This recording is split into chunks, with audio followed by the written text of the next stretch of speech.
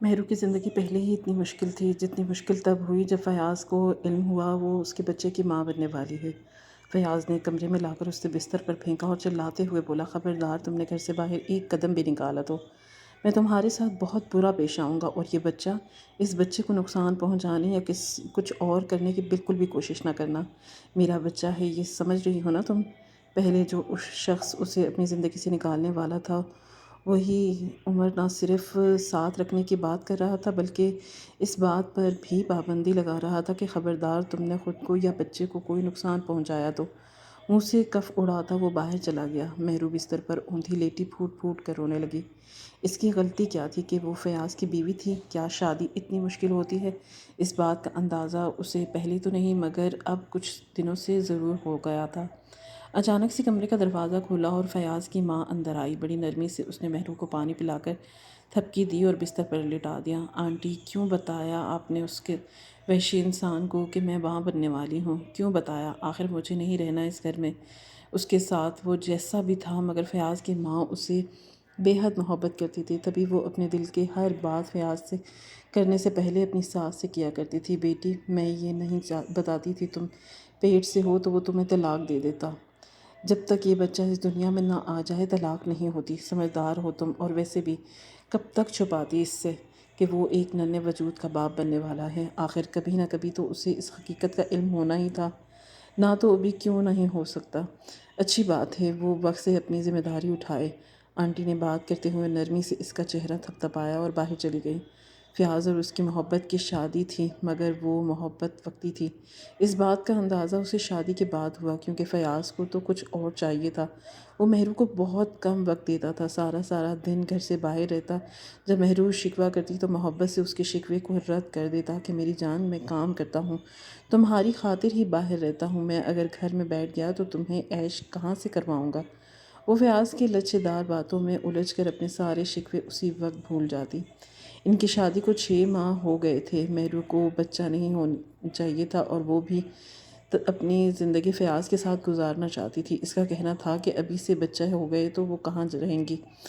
آخر ان کی محبت کی شادی ہے تو کچھ دیر تو اس بات کا لطف اندوز ہونا چاہیے۔ بچے کرنے کے لیے تو ساری عمر پیچھے پڑی ہے۔ اس نے اپنی خواہش کا اظہار فیاض سے کیا تو اسے کوئی اعتراض نہیں تھا۔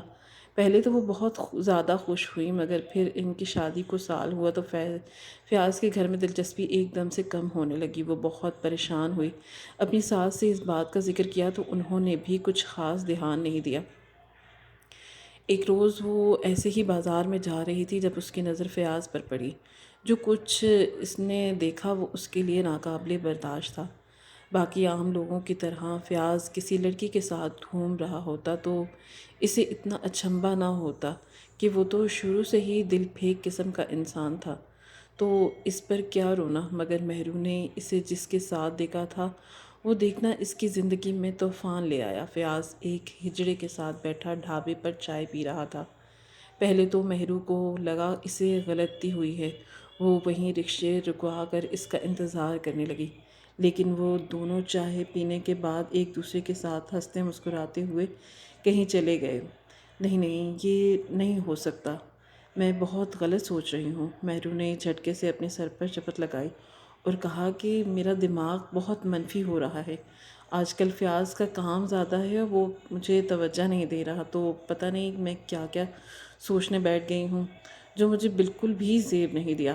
اس سے پہلے وہ مزید کچھ برا سوچتی، اس نے رکشے والے کو گھر چلنے کے لیے کہا۔ گھر جا کر بھی مہرو نے اپنا منہ بند رکھا اور ساس سے بھی اس بات کا ذکر نہیں کیا، کیونکہ اسے یقین تھا وہ خود ہی سے من گھڑت باتیں سوچ کر خود کو پریشان کر رہی ہے، جبکہ ایسی کوئی بات بھی نہیں ہے۔ ویسے میں کوئی ہجڑے سے مل گیا ہو تو دونوں بیٹھ گئے ہوں گے، یہ آخری بات تھی جو اس نے سوچی۔ پھر اس بت کو مکمل طور پر ذہن سے جھٹک کر وہ دوسرے کاموں میں مگن ہو گئی۔ دوبارہ یہ خیال دماغ میں آیا بھی تو مہرو نے اس بات پر اتنا زیادہ دھیان نہیں دیا۔ کچھ دن گزرے تو اس نے ایک مرتبہ پھر اسی ہجڑے کو فیاض کے ساتھ دیکھا۔ اب کی مرتبہ یہ واقعہ کہیں اور نہیں بلکہ ان کے گھر میں ہی پیش آیا تھا۔ اتوار تھا تو مہرو نے صبح سے ہی مشین لگائی ہوئی تھی۔ وہ کپڑوں کو تار پر پھیلا کر فارغ ہوئی تو باہر کا دروازہ بج گیا۔ دروازہ کھول کر دیکھا تو اسی دن وہی والا ہجڑا ان کے دروازے میں کھڑا تھا اور مسکرا رہا تھا۔ اسے دیکھ کر مہرو نے نرمی سے پوچھا کہ کیا بات ہے؟ تو وہ تالی بجا کر بولا کہ ہائے ہائے، بھلا ہم سے بھی پوچھنے کی ضرورت ہے کہ کیا بات ہے؟ خوش کرو ہمیں، سنا ہے محبت کی شادی ہوئی ہے تمہاری، تو وہ کیا کہتے ہیں، لو میرج؟ ہاں نا۔ مہرو ایک قدم پیچھے ہوئی اور بولی کہ آپ کو کس نے بتا دیا؟ یہ سب سے فیاض پر شک تھا کہ شاید باتوں باتوں میں اس نے ہماری شادی کا ذکر کر دیا۔ حسن نے بتایا کہ تمہارے اور مجھ میں نعمانی کو خواب آ جائے گا بیٹھے بیٹھے کہ تمہاری محبت کی شادی ہوئی ہے، اور اتنا بول کر چپ ہوئی جب فیاض بھی اٹھ کے کمرے سے باہر آ گیا۔ مہرو نے فیاض کو دیکھا تو شک ہوا کہ وہ اس ہجڑے کو دیکھ کر مسکرایا تھا، دوسری جانب ہجڑے کو دیکھا تو وہ بھی شرما رہا تھا۔ نام کیا ہے تمہارا؟ مہرو کے اچانک سے پوچھنے پر شرماتے ہوئے بولی کہ ریشمہ نام ہے میرا، پر کچھ پیارے لوگ پیار سے ریشم بھی کہتے ہیں، مگر تم نہیں کہہ سکتی، بلکہ ان پیارے لوگوں کو علاوہ میں نے یہ حق کسی کو بھی نہیں دیا۔ مہرو بڑی حیران ہوئی کہ وہ اتنا تفصیلی جملہ کیوں بول رہی ہے۔ خیر تو ہے، اسے جب ریشمہ کو دیکھا تو اس کی نگاہیں فیاض کا طواف کر رہی تھیں، اور فیاض بھی کھڑا اپنی مونچھوں کو تاؤ دے رہا تھا۔ مہرو کو اپنا وجود دھوئیں میں گھرتا ہوا محسوس ہوا، جسے اس وقت ذہن میں صرف وہی دونوں موجود ہوں اور ایک دوسرے کو دیکھتے ہوئے بلا واسطہ جملے کس رہے ہوں۔ پتہ نہیں کیوں، مگر مجھے یقین تھا کہ وہ جملہ ریشمہ نے مجھے نہیں بلکہ فیاض کو سنایا تھا۔ اس نے گہرا سانس لیا اور اندر پرس سے 500 روپے کا نوٹ نکال کر لائی۔ اسے تھمانا چاہا مگر ریشمہ نے لینے سے انکار کر دیا، جس پر مہر نے تیکھے لہجے میں پوچھا کہ یہی چاہیے ہوتا ہے نا تم لوگوں کو، تو اب منع کیوں کر رہی ہو؟ زیادہ چاہیے تو وہ بھی بتا دو، اتنے لا دیتی ہوں۔ وہ صرف یہی چاہتی تھی کہ وہ ہیجا کسی طرح وہاں سے دفع ہو جائے، کیونکہ اس کا پورا جسم سلگ رہا تھا۔ پتہ نہیں اس کی موجودگی مجھ سے برداشت کیوں نہیں ہو رہی۔ مہرو نے بے بسی سے سوچا۔ اس کے پہلے جملے پر نہ صرف ریشمہ نے بلکہ فیاض نے بھی چونک کر دیکھا۔ ایسے کیا بات ہو سکتی تھی؟ تم اس سے نرمی سے بھی بات کرنی چاہیے۔ فیاض نے فوراً ہی ریشمہ کی سائڈ لی۔ مہرو بھی تنگ کر بولی تھی کہ ایسا تو کچھ نہیں کہا، میں نے یہی پوچھا ہے کہ اتنے پیسے گوارا نہیں تو اور لا دیتی ہوں۔ خیر یہ بات اسے تو بری نہیں لگی، مگر تمہارے اندر کیوں آگ لگ گئی ہے یہ سن کر؟ اس نے ریشمہ کا بھی لحاظ کیے بغیر چپتے ہوئے لہجے میں فیاض کو پوچھا تو وہ کچا سا ہو گیا۔ البتہ ریشمہ اس کی بے عزتی پر ہلکا سا مسکرائی تھی، ساتھ ہی تالی بجا کر بولی کہ بس دے دو، یہی رکھ لوں گی۔ بھئی تم تو میرا 2 گھڑی یہاں کھڑے ہونا بھی برداشت نہیں کر رہی، لاؤ دو یہ۔ کہتے ہی اس نے ایک ادا سے ہاتھ آگے بڑھایا تو مہرو کا دل چاہا کہ اس کا ہاتھ توڑ کر دوسرے ہاتھ میں پکڑا دے۔ آخر وہ سمجھتی کیا تھی خود کو؟ اس نے وہ نوٹ اس کے ہاتھ پر پٹکا اور زور سے دروازہ ریشمہ کے منہ پر بند کر دیا، جس کے بعد ان کے گھر ایک لڑائی برپا ہوئی۔ یہ کیا طریقہ تھا گھر آئے سے بات کرنے کا کوئی؟ فیاض نے بے رخی سے بولا تو مہرو نے بھی دو بدو جواب دیا کہ یہ کیا طریقہ تھا اس ہجڑے کے سامنے بیوی کو کہنے کا کہ وہ ہجڑا کہنے پر تم تل میں لا ہی گیا؟ تم تمیز سے بلاؤ۔ بتایا تو ہے کہ اس نے اپنا نام مہرو کو تو اس بات پر شدید آگ لگ گئی۔ میں نے اسے ہی کہا ہے اور وہ تو یہاں موجود بھی نہیں ہے، تو تمہیں کس بات کی تکلیف ہو رہی ہے؟ بہت ہمدردی نہیں جاگ رہی خدا کی اس مخلوق کے لیے؟ تمہارے دل میں بھلائی کا تو زمانہ ہی نہیں ہے۔ یہ کہتے ہوئے وہ دروازہ کھول کر گھر سے باہر نکل گیا، مگر مہرو پورا جسم ہولے ہولے کانپ رہا تھا۔ اس نے اپنی ساس کو دیکھا جو کمرے سے باہر نکل رہی تھی اور ساتھ ہی لڑائی کی وجہ پوچھی تو وہ نفی میں سر ہلا کر کمرے واپس دھونے چلی گئی، مگر تبھی اسی خیال کے تحت وہ بھاگ کر چھت پر گئی اور پردے سے گلی میں جھانکا تو دھک سی رہ گئی، کیونکہ فیاض اور ریشمہ دونوں ہی گلی کے ایک نکڑ میں کھڑے بات کر رہے تھے۔ یوں لگ رہا تھا کہ ریشمہ ناراض ہے اور فیاض اس کی منتیں کر رہا ہے، اس کو منا رہا ہے۔ اس کی آنکھوں کے سامنے بار بار پانی آ رہا تھا۔ بہت ضبط سے مہرو نے وہ آنسو حلق سے نیچے اتارے اور پردے کو زور سے تھام لیا کہ کہیں وہ گر ہی نہ جائے، کیونکہ جو کچھ وہ دیکھ رہی تھی وہ اس کے لیے کسی عذاب سے کم نہیں تھا۔ فیاض سے شادی کے وقت مہرو کے والدین نے اسے بہت سمجھایا تھا کہ ہو سکتا ہے کہ وہ لڑکا تمہارے لیے ٹھیک نہ ہو، ہمیں وہ مزاجاً دل پھینک قسم کا لڑکا لگتا ہے، جس کے جواب میں بڑے فخر سے وہ کہتی تھی کہ اس نے جہاں دل پھینکنا تھا وہاں پھینک لیا۔ شادی کے بعد مجھے یقین ہے کہ وہ میرے علاوہ کسی کو نہیں دیکھے گا۔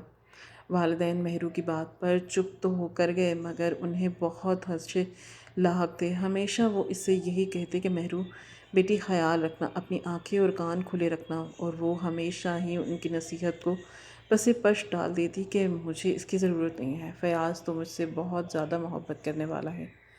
لیکن اب اسے اپنے والدین کی ایک ایک کہی بات پر بالکل سچ معلوم ہو رہی تھی۔ گلی میں ریشمہ بھی مان چکی تھی کہ فیاض اور وہ دونوں وہاں سے چلے گئے، جبکہ مہرو کا پورا وجود پیچھے کسی قیامت کی زد میں چھوڑ گئے تھے۔ وہ چھت پر تیزی سے آگے پیچھے چکر کاٹنے لگی کہ کچھ دیکھا ہے وہ محض اس کی نظروں کا دھوکہ ہے۔ جو میں سمجھ رہی ہوں وہ میرے اندر کی منفیت ہے۔ شاید میرے بچے نہیں ہیں اس لیے میں بہت زیادہ فارغ ہوں۔ اگر بچے ہوتے، اتنی فارغ نہ ہوتی تو کبھی بھی اتنا منفی نہیں سوچتی۔ وہ بار بار یہی کہہ کر خود کو دلاسے دے رہی تھی۔ اس نے اب بھی خود کو منفی نہیں ہونے دیا، لیکن بار بار پسینہ آ رہے تھے۔ وہ جتنا خود کو روک سکتی تھی اتنا ہی جسم کپ کپا رہا تھا۔ بالآخر اس نے وہیں چھت پر لگی ٹونٹی سے منہ لگا کر پانی پیا اور نیچے آ گئی۔ کپڑے ویسے ہی صحن میں پڑے تھے مگر اب انہیں دھونے کی ہمت بالکل نہیں تھی۔ اس نے سارے کپڑے ایک دوپٹے میں باندھ کر وہیں پر ہی رکھ دیا اور مشین بھی بند کر دی۔ ساس نے پوچھا کہ کیا بات ہے مہرو، مشین بند کر دی، طبیعت ٹھیک ہے تمہاری؟ مہرو سر پکڑ کر بولی کہ بس آنٹی طبیعت تھوڑی خراب لگ رہی ہے، سر میں درد ہو رہا ہے اس لیے بند کر دی۔ فضیلت بیگم نے اسے آرام کرنے کے لیے کہا اور خود کچن میں آ کر چائے بنانے لگی۔ مہرو انہیں روکنا چاہتی تھی لیکن اس میں بالکل بھی ہمت نہیں تھی۔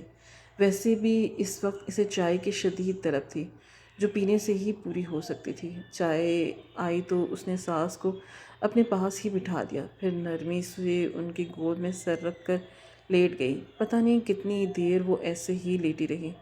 فضیلت بیگم نے دیکھا تو وہ رو رہی تھی۔ کیا بات ہے بیٹی، رو کیوں رہی ہو؟ وہ ایک دم پریشان ہو گئی۔ کچھ نہیں آنٹی، بس ویسے ہی دل بھر آیا تھا۔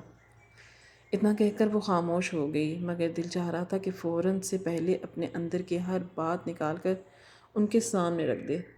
وہی تو تھیں جو اس گھر میں اس کو خالص لگتی تھیں۔ بے شک فیاض اس سے محبت کرتا تھا لیکن اس کی محبت میں ایک عجیب سی کیفیت تھی۔ شاید دیکھا مگر اپنی ساس کی محبت اسے ہر طرح سے سکون محسوس کرتی تھی۔ رونے کے بعد وہ کافی ہلکی ہو چکی تھی، پھر آہستگی سے کہنے لگی کہ آنٹی فیاض کے متعلق میرے دل میں بدگمانی اور منفیت آ رہی ہے، میں بہت پریشان ہوں۔ حالانکہ جو کچھ میرے دماغ میں چل رہا ہے مجھے لگتا ہے اس کا حقیقت سے کوئی تعلق نہیں، لیکن میرا دل پھر بھی بوجھل ہے۔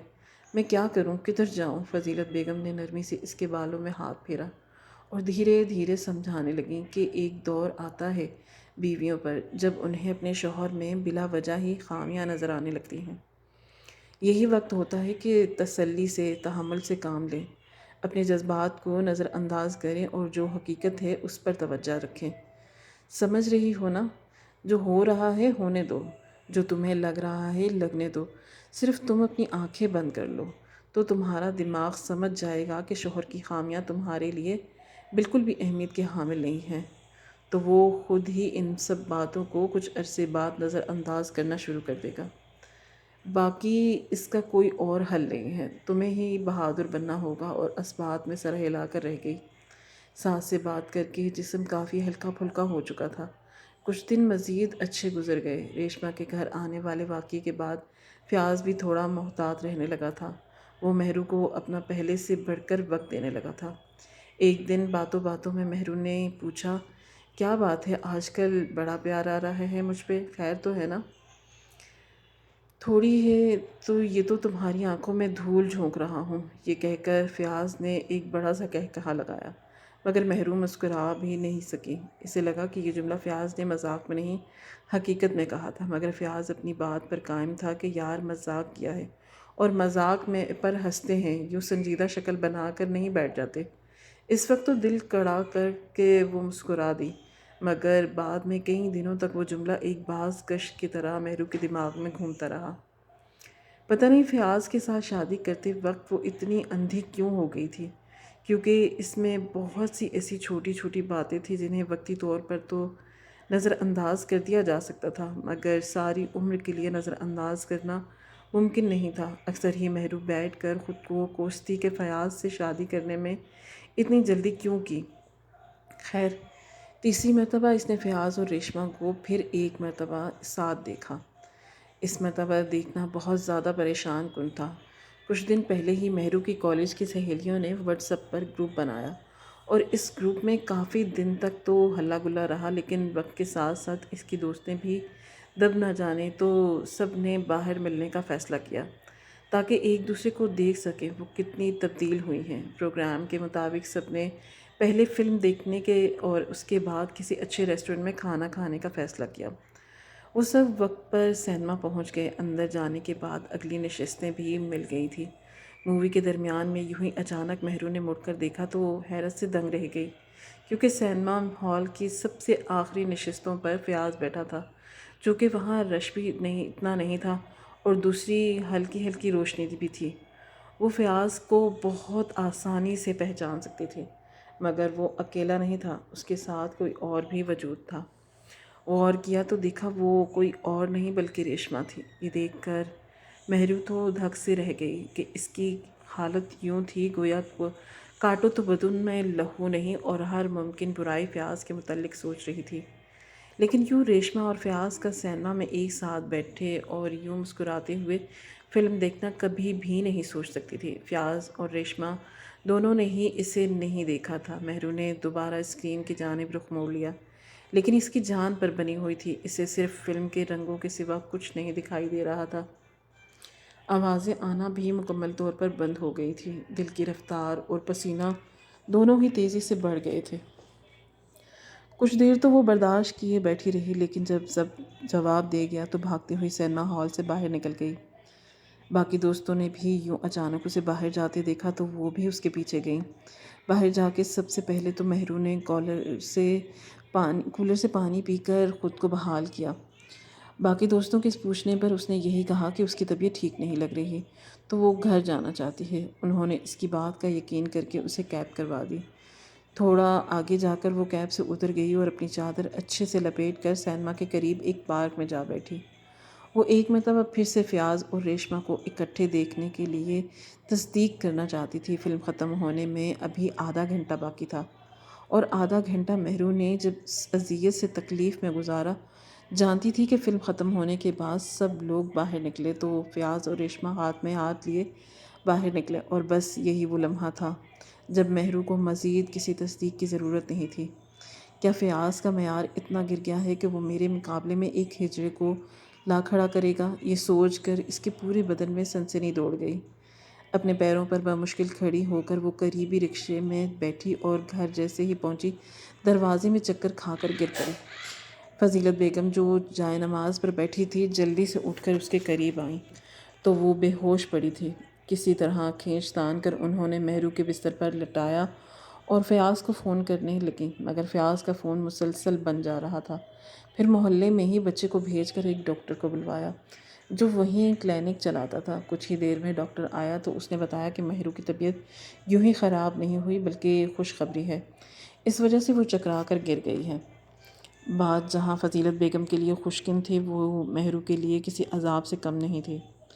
اس کی ساس تو مسلسل اس کا ماتھا چومتے ہوئے دعائیں دے رہی تھی، لیکن وہ بت بنی اپنی قسمت کے یوں پلٹا کھانے پر حیران تھی۔ جب سب کچھ ختم کرنے کا فیصلہ کر لیا تھا تو خدا نے کیسے خوشی اس کی جھولی میں ڈال دی کہ وہ اسے کھل کر منا بھی نہیں سکتی تھی اور نہ ہی اس پر مزید خوش ہو سکتی تھی۔ وہ تو اپنی زندگی کا ایک سبق ختم کرنے والی تھی، پھر یہ نئی کہانی کہاں سے شروع ہو گئی؟ فضیلت بیگم نے اسے یوں چپ دیکھا تو چپ رہنے کی وجہ پوچھی، کیا تمہیں بچے کی خوشی نہیں ہوئی؟ اس نے کوئی جواب نہیں دیا۔ ساس کے دوبارہ پوچھنے پر وہ سر اس بات میں ہلا دیا۔ میں آج خوش ہوتی اگر میں نے آج وہ نہ دیکھا ہوتا جو میں نے دیکھا ہے۔ کیا مطلب ہے تمہارا؟ کھل کر کہو کہ کیا کہنا چاہتی ہو؟ فضیلت بیگم کے چہرے پر پریشانی کے تاثرات واضح نظر آ رہے تھے۔ آنٹی فیاض کا کردار ٹھیک نہیں ہے، یہ کہتے ہوئے مہرو کی آنکھیں ایک دم بھر آ گئیں۔ اس کی بات سن کر فضیلت بیگم کے ماتھے پر بھی بل پڑ گئے۔ پوری بات بتاؤ، انہوں نے اسپاٹ لہجے میں کہا تو مہرو نے خدشہ ظاہر کیا کہ ریشمہ وہ ہجڑا ہے جو اس دن ہمارے گھر آیا تھا، اس میں اور فیاض میں کچھ چل رہا ہے۔ یہ بات اتنی عجیب تھی کہ فضیلت بیگم کے چہرے پر ایک حیرانگی تھی انہوں نے بھی کبھی بھی اپنا لہجہ مہرو کے سامنے اونچا نہیں کیا تھا، مگر اس روز نہ جانے کیوں ان کے لہجے میں نہ صرف تلخی گھل گئی تھی بلکہ لہجہ بھی اونچا ہو گیا۔ میں نے تمہیں ہمیشہ بیٹی سمجھا اور تم کیسی باتیں کر رہی ہو؟ ان کے لہجے کی کرواہٹ بڑی آسانی سے محسوس کی جا سکتی تھی۔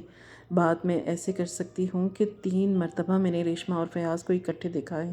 ایک مرتبہ ڈھابے پر اکٹھے چائے پیتے ہوئے، دوسری مرتبہ یہاں گھر جو کہ ریشمہ فیاض کی وجہ سے آئی تھی، اور آج سینما میں ہم دونوں نے بیٹھے فلم دیکھ رہے تھے۔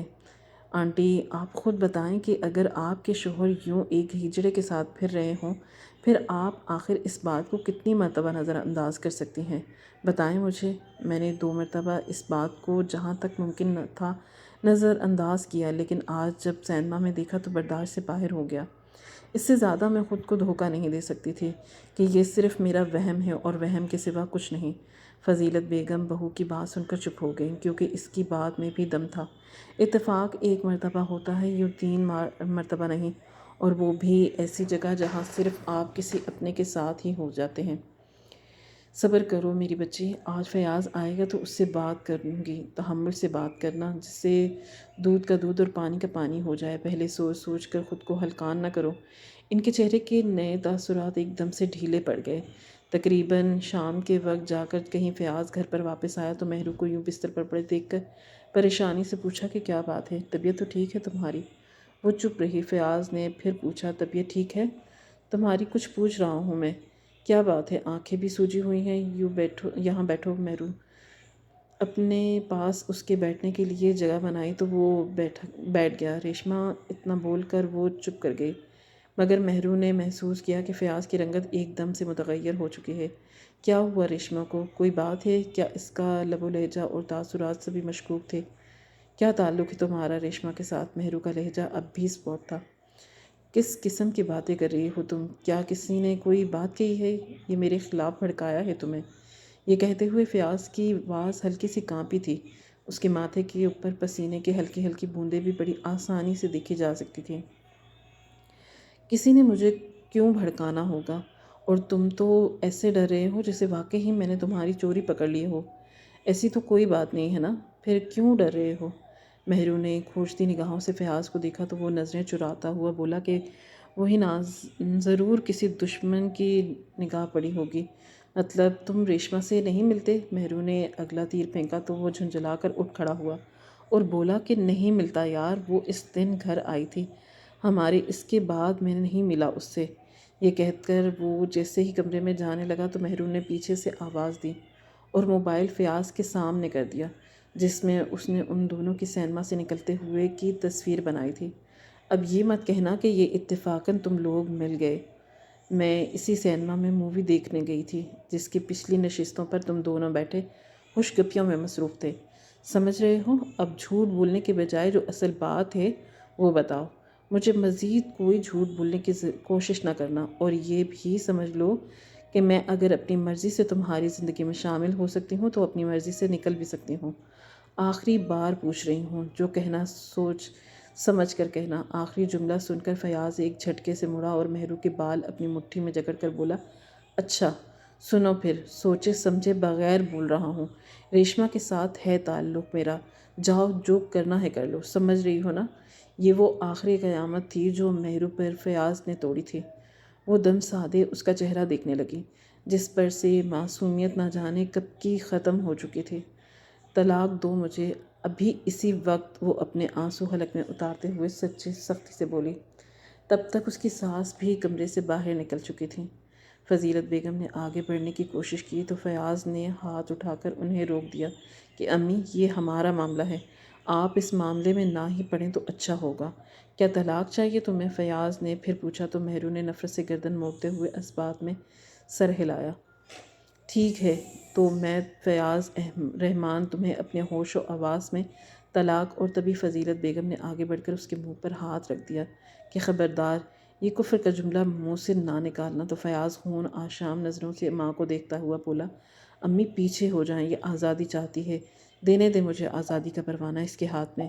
میں بھی تھک گیا ہوں اس کے ساتھ رہ رہ کر، ختم کرنا چاہتا ہوں یہ معاملہ۔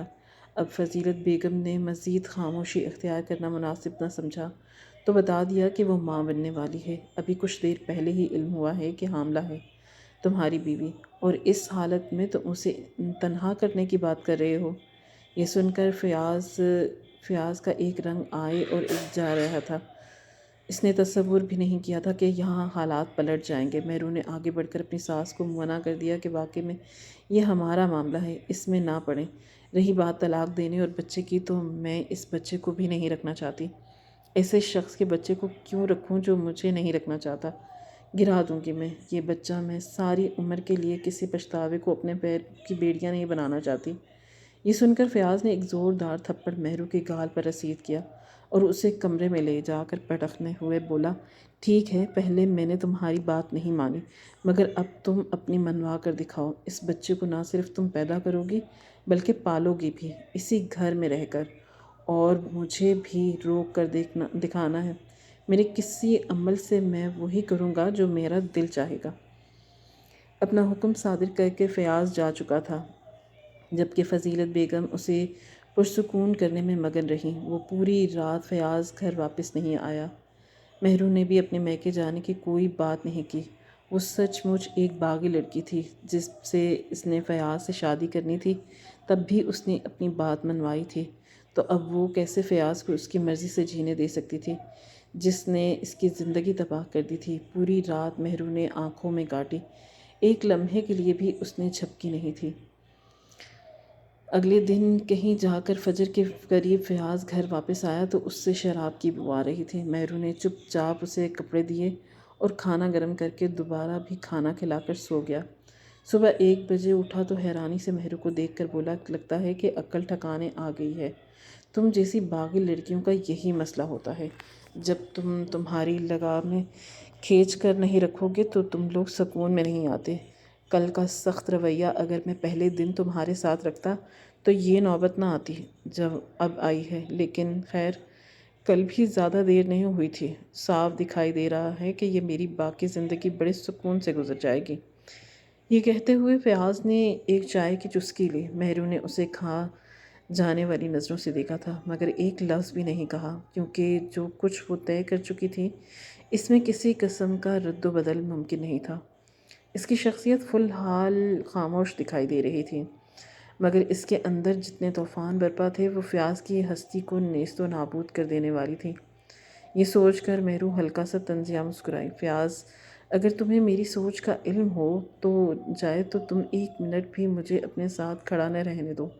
البتہ وہ کمرے سے جاتے ہوئے ایک نظر حقارت کی فیاض پر ڈالنا نہیں بھولی تھی، جو مزے سے ماش کی دال اور تندور کی روٹی کھا رہا تھا۔ شام کو فیاض پھر گھر سے باہر چلا گیا تھا۔ فضیلت بیگم مہرو کے پاس آئیں اور پوچھا، پھر کیا سوچا ہے بیٹی؟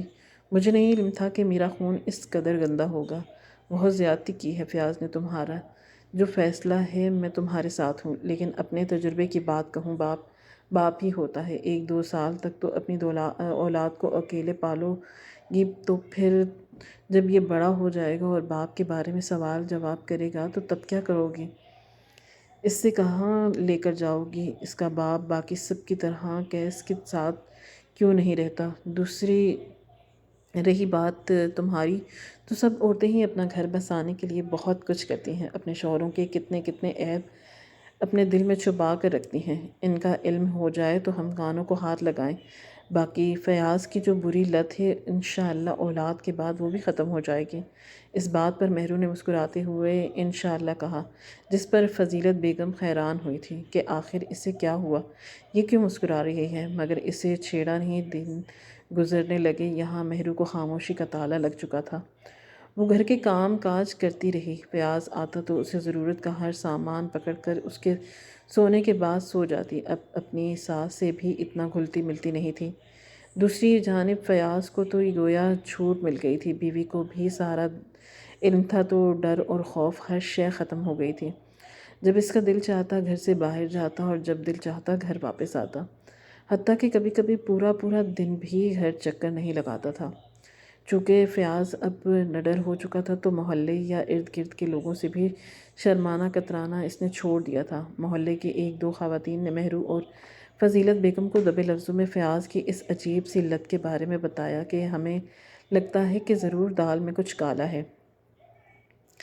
جو ایک رات فیاض گھر آیا تو اس نے اپنا موبائل سائڈ ٹیبل پر رکھا اور سو گیا۔ آدھی رات کو اچانک شور سے اس کی آنکھ کھلی تو دیکھا کہ مہرو اس کا موبائل لیے کھڑی تھی۔ وہ طنزیہ انداز میں بولا کہ کر لو تلاشی، کیا مل ہی جائے گا تمہیں، اور اگر مل بھی گیا تو میں تم سے ڈرتا تھوڑی ہوں، جو کرنا ہے کر لو، ڈنکے کی نوک پر کرتا ہوں، باقی جو دیکھنا ہے سب اس موبائل میں موجود ہے، جاؤ کر لو جو کرنا ہے، زیادہ سے زیادہ کیا کچھ کر لو گی، دنیا کو دکھاؤ گی۔ مگر فیاض رحمان نہیں ڈرتا کسی سے بھی، سمجھ رہی ہو نا۔